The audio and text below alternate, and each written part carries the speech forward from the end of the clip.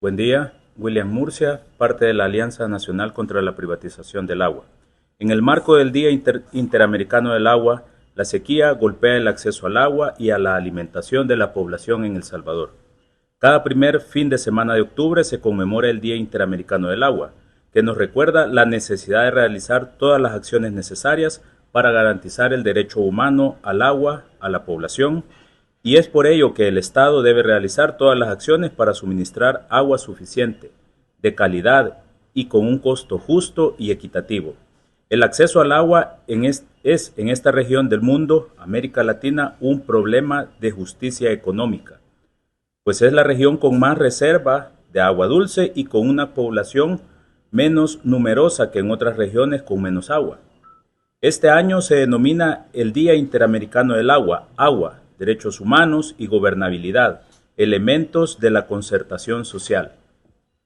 A pesar que el derecho humano al agua fue reconocido en el año 2010 por las Naciones Unidas, en El Salvador fue consignado en diciembre del año 2021 en la Ley General de Recursos Hídricos. Sin embargo, a casi 2 años de aprobada y con más de un año de vigencia, la crisis del agua continúa avanzando en El Salvador y el derecho humano al agua continúa sin ser garantizado, situación que se ha agravado este año por el impacto del fenómeno El Niño, que genera una sequía y como consecuencia una reducción de los mantos acuíferos. Y además, este fenómeno climático genera una disminución en la producción nacional de alimentos, que agrava los riesgos de hambruna y se suma a la crisis inflacionaria y de escasez de alimentos que El Salvador enfrenta.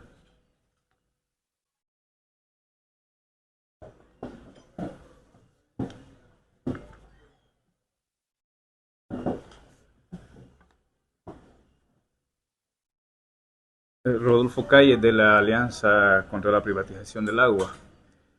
Bueno, en el marco del Día Interamericano del Agua, ¿verdad? Nosotros como Alianza queremos hacer algunas valoraciones en relación a la vigencia de la Ley General de Recursos Hídricos, por ser un cuerpo jurídico que está directamente vinculado con el tema del agua. Y estamos ya a casi 2 años de la vigencia de la ley y obviamente queremos plantear, digamos, algunas situaciones relacionadas con este tema. En primer lugar, estamos planteando de que a pesar de que hay una ley que es la que regula, digamos, todo el actuar vinculado al tema del agua, todavía o aún, digamos, no se ha aplicado esta ley, no se está observando directamente la aplicación de esta ley en el sentido de que en el país se sigue viendo el país con una visión desarrollista sin tomar en cuenta la crisis hídrica que tenemos en el país. O sea, el hecho que haya una ley no significa que el problema del agua esté resuelto en el país.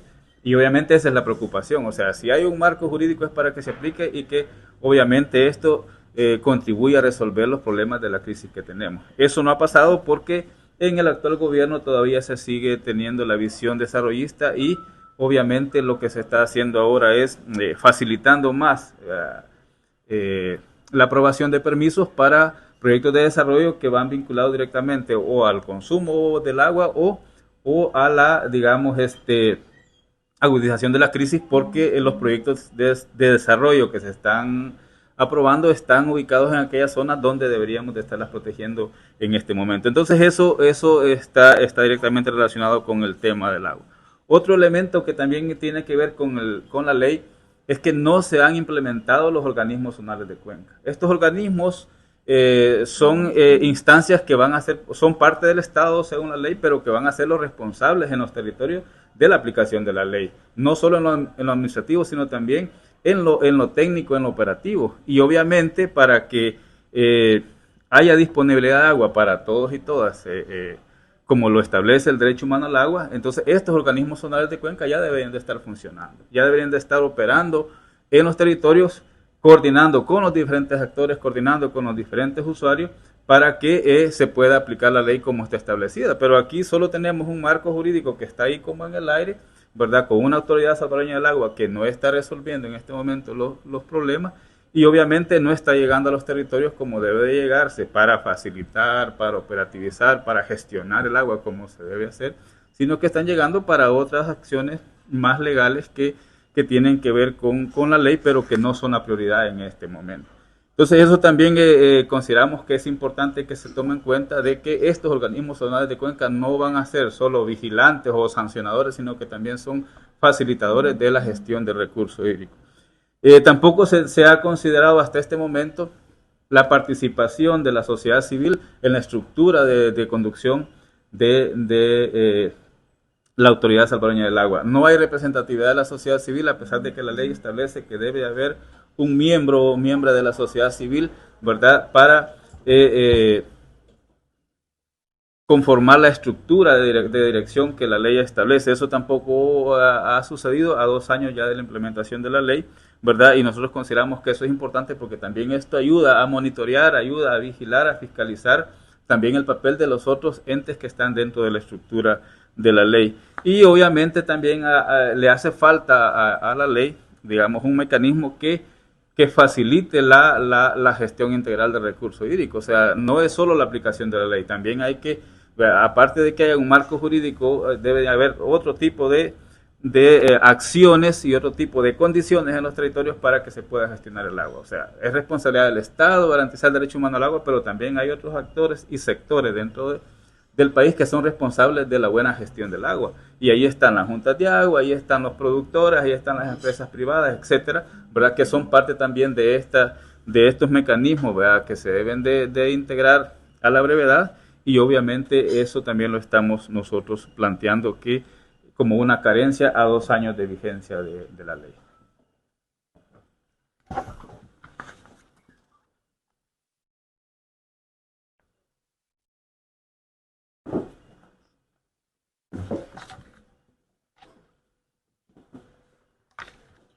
Buenos días a todos y todas. Luis González, también de la Alianza Nacional contra la Privatización del Agua. Efectivamente, en el marco del Día Interamericano del Agua, como Alianza señalamos de que hay varios elementos de esta Ley General de Recursos Hídricos que nos están implementando por parte del gobierno, por parte del Estado, y algunos son urgentes y necesarios. Por ejemplo, hay un mandato en la Ley General de Recursos Hídricos, en el artículo 33 y 34, para negociar tratados de aguas transfronterizas para prevenir el daño que puedan ocasionarse por proyectos en otros países al agua en El Salvador. Hay que decir que tenemos una seria amenaza con el proyecto Cerro Blanco, un proyecto minero que se quiere desarrollar en Asunción Mita, Guatemala, y que, aunque hubo una consulta pública que se hizo hace un año, en la cual la gente de Asunción Mita no quiere el desarrollo de este proyecto minero, la Corte guatemalteca ya determinó de que esa consulta no fue legal. Obviamente, sin interesar la preocupación, los derechos de la población, la Corte guatemalteca señala de que ese procedimiento, en su consideración, no fue jurídico, no fue legal, y eso debe preocuparnos como población salvadoreña, porque si se desarrolla este proyecto minero junto con otros proyectos en exploración en lo que son las cuencas transfronterizas del río Lempa con Guatemala o Honduras, va a afectar la calidad de agua y la capacidad de la población salvadoreña de poder tener vida con dignidad.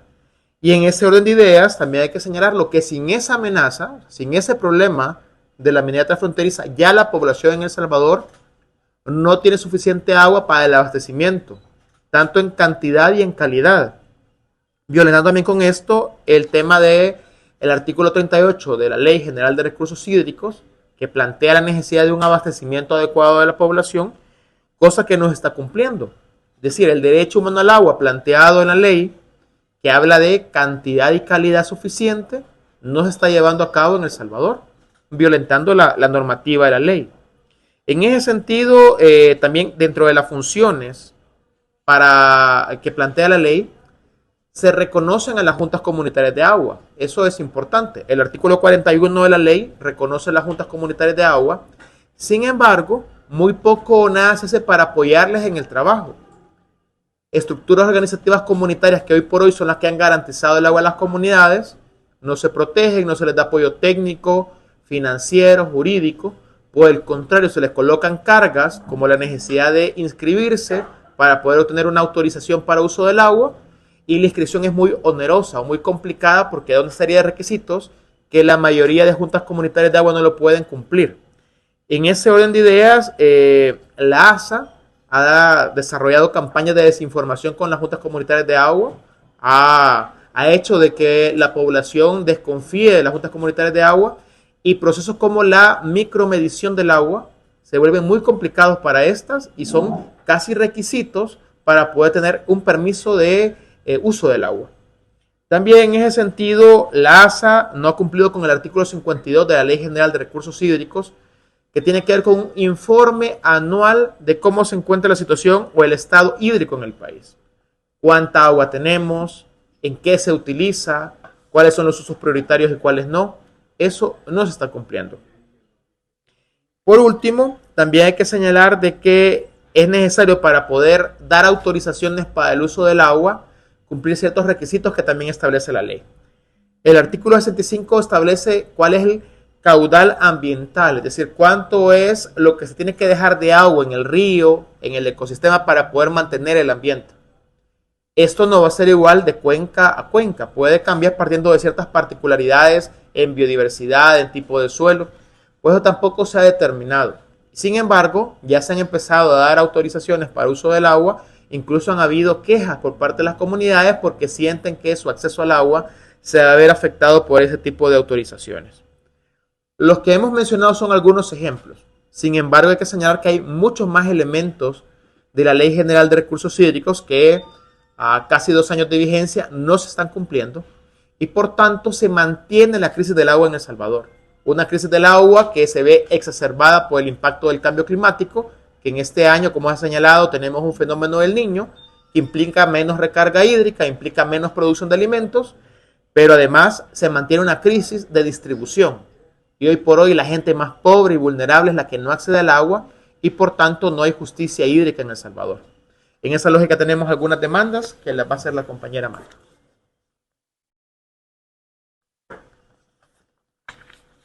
Muchas gracias, Amalia López, de la Alianza Nacional contra la Privatización del Agua. Entonces, el contexto actual demanda algunas acciones